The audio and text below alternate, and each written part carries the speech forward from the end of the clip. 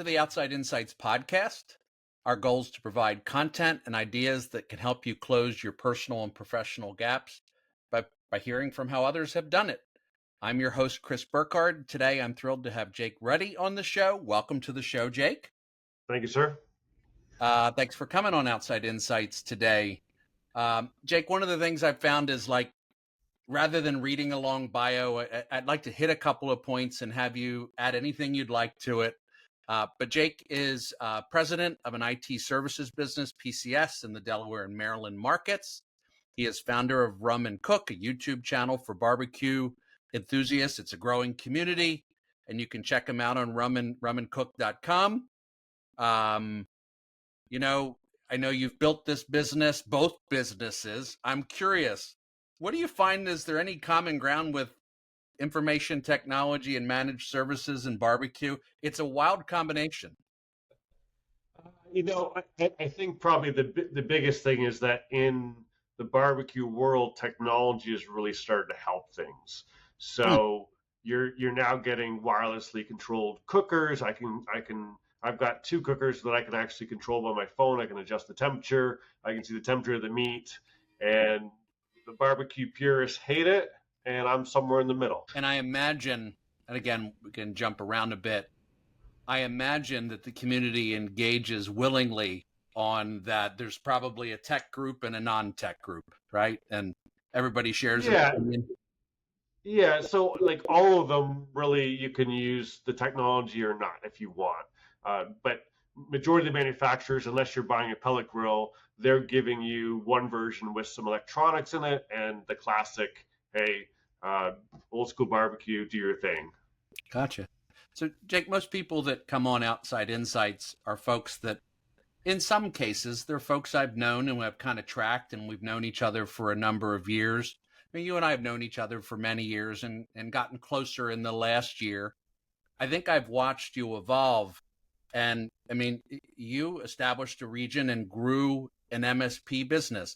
What for the audience, what the heck is an MSP business? So it stands for managed service provider, but essentially we provide outsourced help desk, technology consulting. We manage servers, we manage cloud infrastructures, and I would say probably 95% of our clients don't have any tech staff whatsoever, and we're doing everything for them. The other 5%, we're either doing the heavy lifting that they can't do, they just don't have the skill set or the exposure to, or we're doing the level one, can't print, got a virus, computer won't turn on, my mouse doesn't work, things that they don't have time for and they don't want to focus. So we customize our solution for anyone who needs it, really.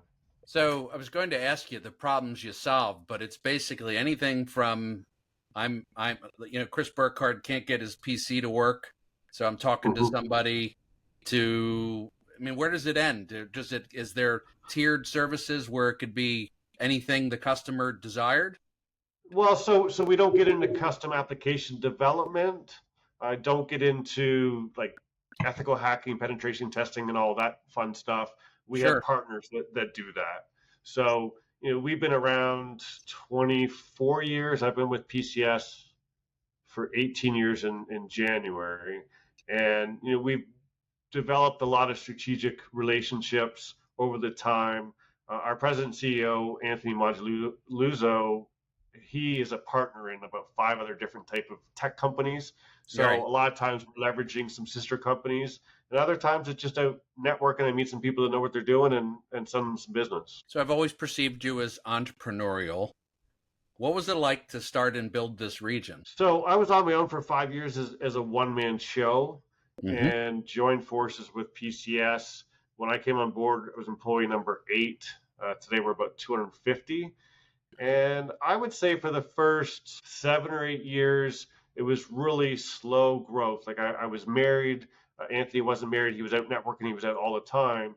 And I wasn't out as much. And then one day, I'm seeing we're at 50 and I've got like 1 or 2 people. I'm like, wait a second. I need to work a little harder here. And I decided to sat my wife down and said, listen, I'm going to go out and I'm going to network Monday to Thursday. I'll be home Friday nights. I'm going to be out early in the morning, late at night. And, that first year was a lot of heavy lifting, a lot of hours. But then you started to see all the seeds that you planted business started to grow and you started to see the fruits of all the hard work. Good. So, it's lots of ups and downs. I don't think that people understand that part of the entrepreneurial journey. It's one thing to have an offering or a solution to a market.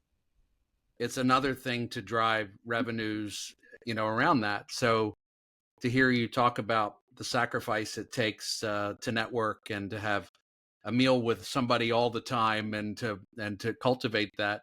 I mean, I think sometimes my listeners need to respect sales and respect that gap and what that gap in sales takes for a business or for a leader or a company to be the best it can be, right? And so I appreciate that journey, and I think we've shared that. I similarly had to put my business on my back like that, and I've always admired that you've done that. Now, you've had to evolve for yourself and grow as a leader and grow once you start getting more accounts, you got to manage people. Lessons learned about being a leader? Where are you on that journey? So I would say, I guess the young me believed in the philosophy of work smarter, not harder. Okay. And I quickly learned, or not so quickly, I should have learned quicker, but you You got to learned work hard. overnight in 15 years, right? As they Yeah, say. Yeah. there's no shortcuts. So one of the things that I really thought early on, I always used to say to myself, if I only got 3 more employees, it would get easier. And it doesn't get easier. It's never going to get easier. Alex Hermonzi is someone who I watched some of his videos. I've read a couple of his books. And recently in a video a couple months ago, I saw him say, growth is stressful, shrinking is stressful, staying the same is stressful. Being in business, managing a business, growing a business is just stress. And you've got to learn how to manage it. And it just comes with the territory. Jake, And, what's I Alex's last think name? probably one of the Harmonzi, Harmozi. We'll put that in show notes and maybe link his book there as well. So I just wanted to clarify that. And you are right. Um, Running a business has its stressful parts, and whether you're growing, standing still, or shrinking, it's similar. Yeah, yeah. I think one of the biggest, I guess, light bulb moments from a leadership perspective was the sense that in my life I didn't need a lot of positive input. Right, I always believed in myself. Going through schools, teacher would say, "Hey, you should be a straight A student." I'd say, "Well, you know that, and I know that, so I don't need to put in the work because we both know the truth." And one of the things that I started to learn when I had team members around me is that everyone responds to criticism or positive impact very differently, and they do it. How they read an email versus how they take it in person, and how things are phrased. And different people really do need that positive impact and motivation to let them know, you can't just adopt this philosophy. Hey, if you haven't heard from me, you're doing a good job. There are a lot of people out there that really need some positive feedback, and it really helps them grow as a person. And because I never needed that, it took me a long time to kind of see that light switch go. And all of a sudden I was like, whoa, I'm missing something here. And then all of a sudden I started to look at all the employees, and now I look at them all very differently, and I try and take mental notes on how they respond to different things, and just adapt as we grow. It's a terrific reflection. Sometimes we lead people the way we want to be led, right? And we miss the point of customizing things for folks. I was always taught that leadership is pretty simple. It's getting out from behind your desk and reminding people that there's a reason that they can come back to work the next day. I could teach them something. I could develop them, maybe give them a challenge, maybe just give them feedback in a way that's productive for them. So I'm in agreement with you on that. I'm just going to work in some fun stuff. Sure. Would you share? I had the pleasure of hearing your story about why you. I mean, obviously the barbecue thing has. You're not bragging, but he's got a lot of followers, folks. He has a very solid thing. but I liked hearing how you got into food and how that Sure. passion became a part of it. So if you don't mind sharing that, I think it's very relevant to Rum and Cook. Yeah, so it's one of those things where growing up, I was surrounded by good food. Lots of people when you're a kid, you don't really know it. You kind of take it for granted, and then two things happen as you get older, and you get to go to restaurants and go over to friends' houses, and you learn either your parents were great cooks or they were terrible cooks, right? You're right. In And I'm in not allowed to my talk about it. Since this is recorded, I'm not allowed to say a word right now, right? So I was lucky enough that my dad was a good cook, and he got into smoking turkeys, and he did it on a very, very basic level. And then when we got married, one of the couples that helped out with the wedding, they actually smoked all the food for us. We did it in our backyard, and they bought me a smoker. And Right. from that moment on, I was hooked. I had that smoker for about 10 years. I bought another one, and then that I went from an electric smoker to an offset Texas style barbecue to pellet grills, wood fired ovens, and it just kind of, my wife always says my hobbies are like a second full time job, and I just Well, don't do a hobby half assed. I like to be good at yeah. what I do. So Uh, but in this particular case, she's absolutely right. It's a second full-time job. yeah, I think most people don't understand. And one of the things that happened when I first started doing the YouTube thing is people like, why spend so much time? This doesn't make any sense to me. And I would film Saturday, Sunday, Sunday night. I always call my dad in Canada, so I talked to him. Monday, I would work my 9 to 5 or my 7 to 8, depending on if I had events or whatever. And then I'd come home and edit from 6 or 8 till midnight, Monday, Wow. Tuesday, Wednesday, Thursday. I'd have Friday night off, and then I'd be back at it again. So it was a grind. But the thing is that everywhere I go, people are making money off of YouTube or social media. Why can't I? So I Yes. just had to figure out all the pieces. And then I knew I killed myself for about 2 years. And then all of a sudden revenue started, and I was like, all right, I can pay for an editor. Found myself an editor. I offloaded 80 hours a month. And for 2 years or for a year and a half, I did 2 videos a week, which was a big grind. And then recently this summer, I said, I'm only going to do one a week. And I already had, my audience is about 33,000 subscribers. I've got the partner relationships that I built over time, and they're supportive. They're getting, there's links that track if they're getting any affiliate sales out of it and all that fun stuff. So now it's great because in a weekend I've got it down to a science where I could do a month of filming in one weekend. I just got to be the weather's got to be good, and I just got to be very well planned. But now it's making a bunch of money, and even my sister last year or something, we were talking about YouTube, and she didn't really know I was still doing it. She's part vegetarian, so she's not going to watch a barbecue channel. And one day I just said, well, yeah, my YouTube channel's making like 5 or 6 grand a month right now. And her jaw dropped. She's like, what? I was like, yeah, I mean, I've been Well, working hard at it. That's, I hope to break 6 figures with it someday. so And, one of the things I did is I read a book, and I started a little bit of a mastermind where I grabbed a couple bigger channels. We met a couple times a month or once a month for 6 months. And I learned a lot of ins and outs, and they gave me some ideas and just kind of grew from there. I think, thank you for that gift. I was going to ask you, because there are a lot of, I mean, let's face it, there are a lot of people that are interested in leveraging social media and things for Mhm. a side hustle or a career, right? So to have you share some of the closing the gap thoughts, I mean, bringing people together for mastermind is really interesting. I mean, the other part of it is, I guess you could do it if your food was terrible, but your food is also Yeah. delicious, right? And I don't, and I think you do cook for people, right? I mean, you cook. I mean, people eat your food, right? It's not Yes. just for that Yes. purpose. And I guess my point is, there's My some neighbors love passion. me. Oh, I bet. Do they get to eat it?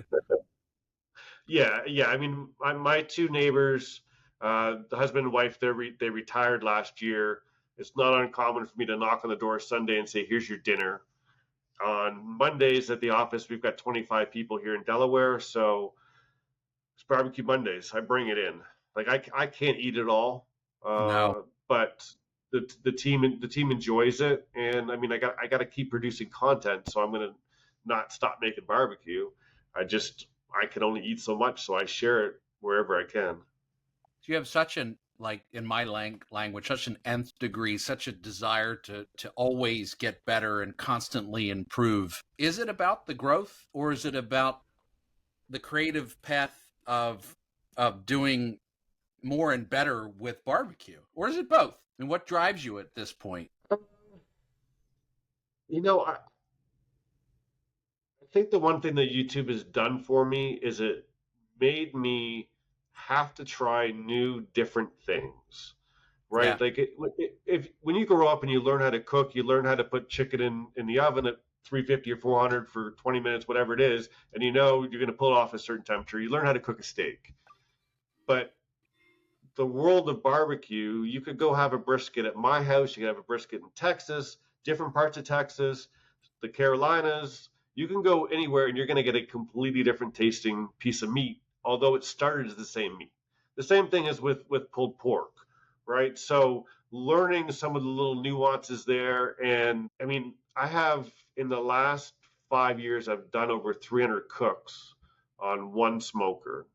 And I'm just now in the last year getting to the point where my brisket is good. I mean, it's You have a really pretty good. high standard. Are you suggesting, so 300 cooks? How many hours is that, by the way? Is that 20 hours So, per cook? so I just did I just did a video this weekend. I had my neighbor, his brother, and 10 other guys come over and do a blind taste test between two smokers. And one brisket cooked for 12 and a half hours. The other one cooked for 13 and a half. So those cooks are anywhere for the most part are somewhere between 3 and 12 hours. Well, isn't that what mastery is all about, right? 300 plus cooks, all those hours of it's prep and a whole lot of stuff. It's choosing product and no, that fits with that fits with your personality and about getting better and taking things to, constantly striving to achieve a goal. I think you know where do you want to take Rum and Cook? Like, and by the way, yeah, while you're thinking of that, what episode? If people are, I've got 63,000 people that don't hang up on me. It's not quite like your YouTube channel, but in the spirit of that, which episode should they check out if they want to check you out? So, Okay. Where do I want to take it? I don't really have an end goal, to be honest. I mean, I just launched a cookbook. I want to make a course, and it's not to take it to the next level for what people might think. The reality is that when you run a YouTube just like any other business, I am the one that generates the revenue. If I'm yeah. not filming, I'm not generating revenue, right? So that's when you run a business, first thing you want to do is expand and get other employees. You don't want to be a one man show. So with YouTube, I'm in that situation where I don't really have a choice.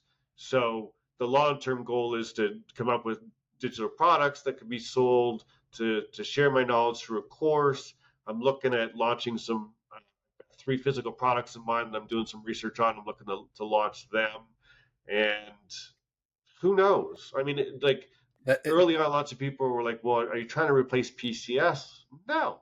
I love what No, I do at no. PCS. I love my employees. I love our clients.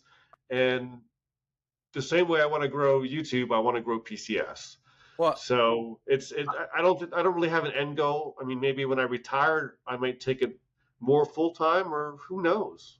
I think I knew the answer to my question, Jake, obviously, in spending some time with you, and that I think it's okay. I mean, the point is you're allowing it to run its course. You have designed to grow it, to add to it, to change it, to modify it, to make it what it needs to be based on shifts and what it takes to grow the business, just like you're doing with PCS. It kind of runs parallel. Boy, I wish we haven't figured out how to do it, but I wish people could taste the food through a podcast like this, right? I mean, in reality, that's the part is you get people hungry talking about it. I've had the pleasure where Jake cooks for a group of leaders and has a dialogue about various topics and things. And after a while, I think I blacked out. The food was so good, I forgot what we were talking about. But I'm a barbecue and a steak guy, so that, you know, I'm not too hard to impress, but I was very impressed. Um, Thank you. so yeah, so well, and again, what we could do is if in show notes we could put a couple of shows that you might like, and rather than put you on the spot with it, it doesn't have to hold you up. So we can certainly, Sure. tuck a few in, and that would be fun for people to, to check out on their own time. So PCS, and this is the same thing, growth trajectory. It says something about you constantly trying to get more out of those things. And that's really interesting. What's next for you? Yeah, so right now we're, I have some managers, right? So I've got some managers today that are younger. It's the first time they're really managing people, and I'm spending a lot of time going over books with them. We have a weekly meeting where, they might have an interchange, and I might give them just a different phrasing, right? Like the old saying is, you can say anything with a smile. I try and share things like that with them so that they can reflect on how the interaction went, and next time they can get more. They can either give more value, or they can get a better reaction from the conversation that they have. And spending a lot of time grooming them. We're obviously, COVID slowed us down a little bit growth wise, but we're at 25. I would love to double in the next 3 years. That's going to require a lot of new management. It's going to require some people that really understand what's going on in my head, right? For the first probably 15 years, there was a lot of things that I did that I made a mistake. And I think it's a mistake that a lot of business people make. And they're like, I can do it quicker. And they don't let go of that task, or they don't share the knowledge. So all of a sudden you get into a situation where you're the only one that knows how to do something. Like for a long time, I had a senior person who is far more tech savvy than I could ever hope to be, but I quoted all the servers and things for him because I didn't want him to waste his time. But now I'm like handing back the reins, going, all right, now you got to learn how to quote, right? So I didn't do anyone any favors. So now one of the things I do is I have an Excel sheet. So every time a task comes across my desk, I'm like, do I have to do this or not? If not, who do I need to train to do this? And I'm kind of building that out. As you And and I that in a sense is tough on itself, right? and it is very Giving hard. up control is tough. But that's what scaling is, right? I mean, the ultimate control is giving it to somebody else. It's amazing to think about because they're honored that you gave it to them. But scaling it with discipline, and I spend a lot of time, like one. I'm sorry. Go ahead, Chris. No, go ahead. Go ahead. No, one of the things I was going to share is that one of the things that I learned probably in the last 10 years is the power of affirmations. The old saying is, a goal not written down is just a dream. And it wasn't until I started really, like, when I go to bed every night, there's a few things I always say to myself, and they're in the sense of, I have this, or I have 3 kids who love me and they think I'm Superman, right? It could be anything, but it's in the sense of I have it. So there's a bunch of things that I say to myself before I go to bed, and they are PCS Delaware does $10 million in revenue, right? We're at 4.5 now. Rum and Cook does $500,000 in revenue. Things like that I want to achieve out of my life, and it wasn't until probably 7 years ago I wanted a materialistic thing. I went on the website, I spec'd it out, I printed it off, and I said across the top of it, 1.8 million in revenue. That's what we needed to do for me to justify that for myself. And it wasn't until I started to do things like that the growth really started to accelerate. So now, one of the things I'm always trying to tell people is like, listen, I read a ton of success books. I read business books. I read finance books. That's all I ever read. And if you study any success books, affirmations come up time and time and time again, or goal setting in general. Goal So setting. it's one of the things that I'm passionate about, and I try and get people to look at. Just, I always tell people where you were born, from when you were born to today, everything that's happened in your life is built up this lens, and you look at the world through your own lens that's very unique to you. So I'm always trying to say, hey, here's a different perspective, add this little tweak to it, or share knowledge about the power of goal setting. Or right now, I'm pretty passionate about finances. I've got some nieces and nephews that are getting into their teens, and I was terrible with money. I had someone sit me down and get me to read a book, and all of a sudden the light bulb went off, and I spent the last 10 years being far different with my personal money. And now I'm like, all right, every employee, we just did a whole bunch of interviews for an hour and a half of every employee. One of the questions was about future goals and everything. And when they started saying, oh, I want to own a house, or I want to have this, how much you putting towards that today? Do you invest your money? And I started to ask a bunch of those questions. And then at the end of it, I just kind of said, hey, I have a bunch of knowledge that I've acquired. It's stuff that I've read, people I've talked to. If you ever want to sit down and talk about finances, I will sit down and I will share with you what I know, and use it or don't use it. But I think it'll be helpful for you, because I made a lot of mistakes. But my team is young. They've got 20 years to learn Yes. about compound money and all that fun stuff. So you're very humble. You started off as an individual producer, and you've been on this path of learning how to lead, how to run a business, how to grow, how to improve your life, how to improve each aspect of your life, finance, how to get what you want. And I think it's a really great story. No, overcoming one's, you had goals that you wanted and affirmations, and I think it's great feedback to folks. Um, and I bet it's all of it. It's continuous improvement and learning. I think it's your journey in leadership, and thinking differently. It's a very common thing in the mastery of leadership that technically we want to do everything ourselves. We feel like we can do it better. And until we learn to delegate and to realize they'll do it differently, but get maybe the same outcome, right? And then and ultimately realizing that even if you can do it all, you probably won't want to do these things forever, right? That's a really, I mean, I started there, Jake. I was good at everything, but then after a while, I didn't want to do those things, and I Yeah. get a sense you didn't want to either, right? Like there's more to No. the journey. Yeah. I like building. I'm Yeah. passionate. Like there's a couple of things that I'm passionate about. One of them is customer service. I am a freak about customer service. I study people's body language. I study, and I don't forcibly say I'm going to do this. This is just my trade. My dad was a salesperson. I've always learned how to read people. I do it instinctively. But I look at the way people phrase things, and I'm like, all right, that person's not quite happy. And I always tell, one of the things I tell the team, tying into food and restaurants or whatever, but when someone goes out for dinner and they have a steak and it comes out burnt, they're going to complain. If their meal came out properly cooked, but it was lukewarm, they're probably not going to complain, but they're going to go tell 10 of their friends that it was a terrible meal.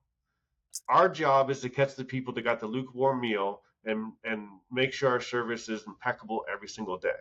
And it really takes a lot of, like, there was a time years ago when there was a Windows update, and we were rolling out some new hardware for a customer, and it went sideways on us. Mm. And I let the team run with it for 3 or 4 days, and then finally we had a meeting, and I just want to check in on the game plan on this. Game plan was solid. I reached out to the customer and I said, hey, just want to let you know we had a meeting on this. This is what happened. Here's our game plan. We're going to have this done tomorrow. And the customer wrote back, thank you so much. And I shared the email with all the employees and said, you see that word so? She's emphasizing that she was stressed out. And just picking out some of those little things is really important for you to do when you're interacting with people. So it's interesting. You're kind of working on building a replicable system of service. right? You're Right. teaching philosophy and then also working on the business so that it happens without you, right? I mean, it's like, but it's not easy.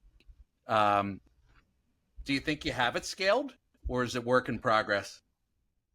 Uh, no, I mean we're scaling all the time. We're constantly growing. I mean, the joke in our industry is that there is, you know, the small computer person that's going out on their own and trying to build a business.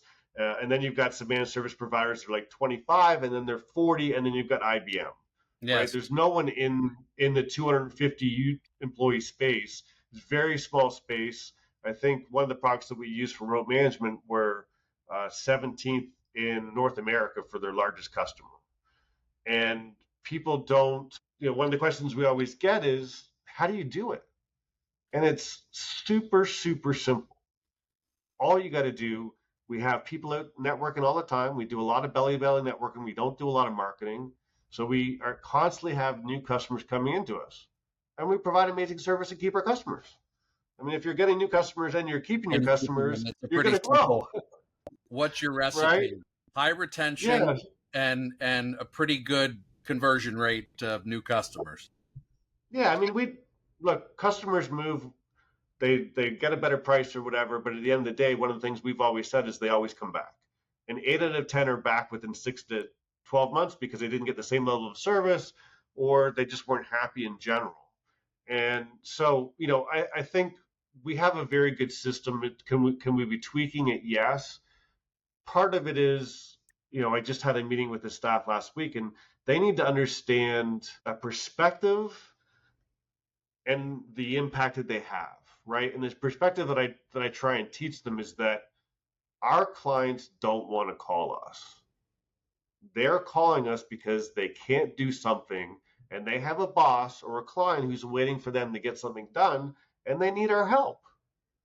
And sometimes people forget about that. And I sent out an email. I said, listen, I want you guys to understand the impact of the work that you do every day. And I wrote it down here, but it says, it's easy for us to think we only provide IT support, but the reality is what you do daily empowers hundreds of businesses and thousands of employees to service their clients. This in turn allows them to generate revenue, pay all their employees, which trickles down to their clients and their employees. It would not be a stretch to say that the work we do impacts the lives of tens of thousands of families. So take pride in the work you do every day. Just ask the airline that had the software thing go a little awry, right? If you think it Yeah. doesn't impact that. Well, you just spoke to your employees. I'm sure they'll listen to this. And I think that's a pretty powerful thing. You've been sharing some lessons. Did you get to the bottom of your list, or any other lessons that you'd like to share? Any other thoughts you have about how you approach things? Anything else you want to teach? Any other messages that are important to you? I think there's one concept. Well, I'll share two concepts. We live in a world where people blame everybody else. This is not new, but I think in recent years it's become a little worse. And one of my favorite sayings is, "You are where you are because of something you did or did not do." And if Put you that on think a about t-shirt. that, I mean, it answers everything. Like you either did something right or you did something wrong. Figure out what it is and fix it. So Jake, my And pop always when said, I was younger, I didn't have the work ethic.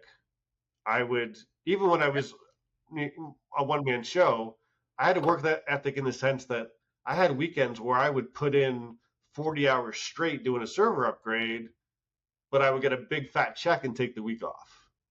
I Right. So see. as I got older, I got more of a work ethic and understood that I couldn't take my foot off the gas. I had to keep going. And that was a result of that saying. Well, I The think other concept that you got beyond yourself, right? In a hurry. Like, you yes. can't serve thousands of customers and have a quote like you just read without realizing it was about that big bonus or check, right? And now it's about much more than that. I think obviously you've got that pretty clearly figured out. Yeah. Yeah. You know, I think anyone in a leadership position takes pride in the first employee that buys a house or you see an employee get married, or you see an employee come into work with a brand new car, and that says that they're comfortable with their job. And that's a direct result of things that you've impacted in their life and the office around them. And I think it's something that's powerful to stop and think about as you go through your leadership journey. And another concept that I wanted to share is you don't know what you don't know. And it's so easy to take for granted things that come easy to you that don't come easy to others, or to get frustrated because something that's completely logical to you, you'll see a process happen and someone will do something, you'll be like, why the heck would you do that? It doesn't make any sense.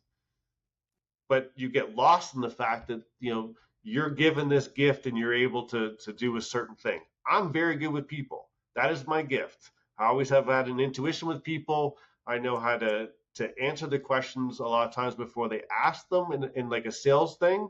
And I cover as much as I can. I want to give them every single piece of information I have related to the topic so that they can make an informed decision. And there's a lot of people that aren't very good with people. I mean, I work in an industry with geeks. We've got our a name. We're usually introverts and short, mad at the end users. Lights are off, But and for me, it's just different. Yeah. right, lights are off. Short conversations by IM. No, I get the reputation, and well, that's even interesting with your brand that you're building something broader than that. Quite frankly, the fact that you're encouraging communication and forward thinking and anticipating like why the customer is feeling or thinking the way they're feeling, I think that's pretty compelling. If you sort of think about, I know you even mentioned it, you're on this journey. Do you have a book or two you recommend? Favorite books? What would they be? So I would say Leadership and Self-Deception by the Arbinger Institute. A finance one, actually the one that kind of got me started in my journey. I've got my 14-year-old niece trying to read right now. It's called The Richest Man in Babylon It's a by wonderful George book. Clason. Yeah. And I would say The Culture Code by Daniel Kuhl. Yes. Great And my last one would recommendation. be Shoe Dog by Phil Knight. It's Well, about the that's a Nike very story. different recommendation. Yeah. Wonderful read. Doesn't even feel like a business book, does it? It's just like this Now crazy ongoing story, it always sticks with me because one of the things that I did is 9 years ago now, but someone wanted me to read a book, someone I respected, and I don't read. I never understood why, but I mean, I read one book in school. I was the worst student ever, and he's like, you got to read this book. So I'm like, what am I going to do? So I went on YouTube and I had someone read it to me, and then all of a sudden, this light bulb went off, and I was like, Audible. What am I doing? So I Great. signed up for Audible like right away. That was 9 years ago. I've listened to 150 books. Some of them I've listened 2 and 3 times. But what I did is I created what I call Car University. I was a DJ for many years when I was young. I love music. But Monday to Friday, every time I'm in my car, I had to listen to a book. And All I've done that right. up until this year. I haven't been as good with it. But it allows me to get through a whole bunch of books. And that Shoe Dog book, I listened to on the weekends because I enjoyed it so much. Yeah, it was not a Monday through Friday punishment read, right? Yeah. One idea to share. We have something called a Better Book Club, where we have a bunch of books loaded up, and people are paid to read, and they get gift Huh. cards when they read. And I got to curate the 500 or so books, and I have some folks that, quite frankly, pay their rent with it. Now, you don't have to set it up that way, but I know Right. you encourage knowledge and learning and reading. We're happy to talk to you offline. It's not expensive, and we have to Sure. budget for it, of course, but I find it to be incredibly. Uh, it very much sends the point that knowledge is a part of our culture in the most simplistic way, Mhm. and it encourages it very much. Um, you work a lot. How do you like? I mean, you can't pour from an empty cup. How do you avoid that? I think it's a mind state. I think people are going to disagree with me on this one. That's okay. Opinions are still legal in this country. Yeah, I think burnout is a myth. Okay. I think it means that if you're burnt out, you're not doing something that's fulfilling enough to you to keep your brain active.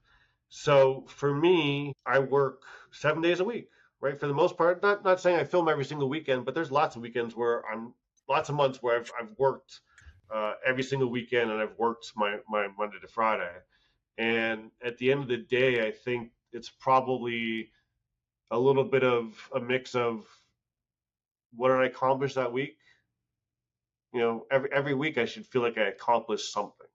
And Yeah. if I got to the point where I wasn't accomplishing anything, then maybe burnout might become a thing. But at this point, You know, I guess I get a little bit of I get some energy off the staff, right? Interacting with sure. people. I'm in the office. I get around people. I get some energy off of that. I go to networking events. I get to meet new people. You mentioned earlier this year I started a thing where I invite business leaders in Delaware, and I'm doing a dinner at my house. I mean, I love that because I get 3 hours with 10 people, some of whom I don't know well at all, but I get to cook.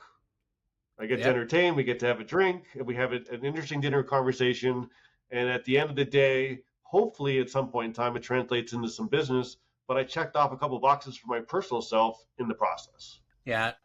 So, Jake, I think you're right in that it may not everyone would agree with you, but perhaps what I would share is in an observation, you're very congruent with your two careers. You get to drive the change. You're driving the school bus, if you will. You're deciding where it goes and influencing it and working very hard to do so. A lot of job seekers and a lot of would-be entrepreneurs listen to this and they're really kind of unhappy with their 24 hours now. And I think what I find is that if you look in the mirror and you're not happy, you have to drive the change. I think you're right. You never work a day when you love what you do. That's why you have no burnout. Burnout is when people are in a situation. Most people have to make a change to get Jake's life. And that's part of the whole reason for this podcast is that gap is that sometimes people find themselves. So your blessing is that, well, you've created this life one thought, one decision at a time. And that's why you're a great guest is, but a lot of people are trying to figure out how to get Jake's life and they're just starting. So I would say if you knew the Jake from 20 years ago, you and I right. would be best friends, right? Damn right. Um, it wasn't until I had a personal mind shift that things started to change. And to anyone who's sitting there spinning their wheels and hating their day-to-day grind, we live in a time where it's the easiest time in the history of the world to start a new business. You could start a side hustle tomorrow. All you have to do is pick up a book, study on YouTube, and start something. I mean, you're in control of your own destiny, and if you're going to sit there and complain about it, it's not going to go anywhere. We always talk about one of the jokes around the office is that we've all got customers that are difficult at times, and I will let the team vent for 15 minutes. And then I will walk out and say, all right, time to get back to work. These customers pay our bills, right? And I say, listen, if you go to the water cooler or wherever and you get around and someone says, I have a bad day or this happened, there's always someone there to one up you. And that'll just keep going up and up and up. And it's just like, it's a waste of your time. Like vent, no problem. But at the end of the day, take control of your situation and do something different. So Jake, you get to end this by giving advice to your 21-year-old self 20 years ago. What would that advice be? It would be two things, really. First and foremost, I would educate him on the power of saving money and investing in an index fund very early, and just educate him about the power of saving 10%, right? At the end of the day, if you can learn to save 10% to invest, your adult self, when you retire, is going to be a much happier person. And you're And never owned by anybody. correct, right? And the other thing about that is that if you can't save 10% when you make 25 grand a year, you can't save 10% when you make 250 grand. It's not a money problem. It's a brain problem. It's a thought process problem. You have to make it a priority. So, I would talk to myself about that. The other thing I would tell myself is there are no shortcuts. I don't care how smart you think you are. You can't outsmart the system. Those who work hard, those are the ones that succeed. And if you want to be successful in your life, don't spend 15 years kind of half-assing it. Get your butt in gear and start working, because you'll be thankful when you're 40 and 50. Jake, you've been a great guest. Is there anything I've missed that you wanted to address today? No, I don't think so. I think it was enjoyable. Kind of went all over the place. A little bit about PCS, a little bit about Rum and Cook. That's the magic. Yeah, I think we covered a lot of things. We've got some books in there, and if there's one takeaway I would love people to really understand, is just the fact of, you have control over your future, and you could do whatever you want. KFC was a thing. The guy was, I can't remember, he was like 65 years old when he started that.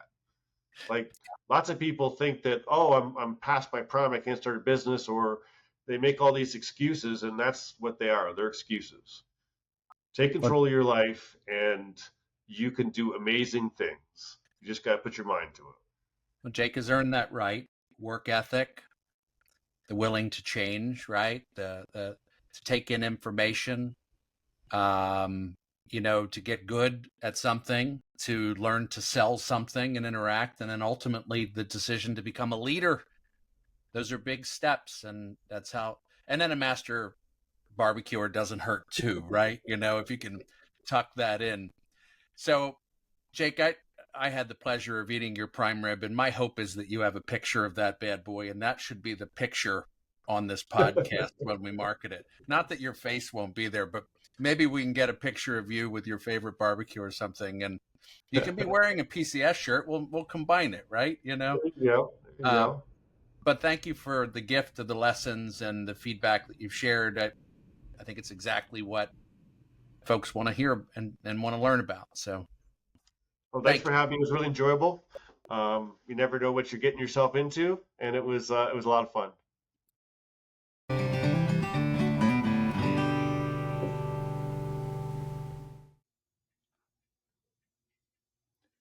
A few years back, I started Outside Insights really as a platform to do good.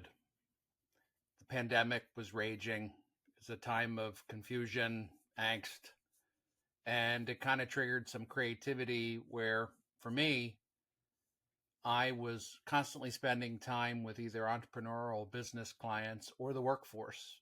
And there were problems with people not necessarily being where they want to be in life. So the irony is Outside Insights and my book Opposite the Crowd, which I co-authored with my dad, Alan Burkhardt, were kind of born together, as Alan was some of those early guests. And those guest shows turned into chapters of our book. It was an audiobook first. It can be found anywhere you listen to audiobooks or listen to podcasts. It's out in both. But I did want to share, for those of you that are interested in reading our story, and there really is some great stuff about helping you have the life you want, helping you work on leadership or master change. There's some great stuff in there, and that book is now available. It's available in a hardback from Amazon, and the Kindle as well as Audible versions are up. And I ask that you just, you're on Amazon anyway, ordering stuff for the house. Check out Opposite the Crowd and let me know what you think. Thank you.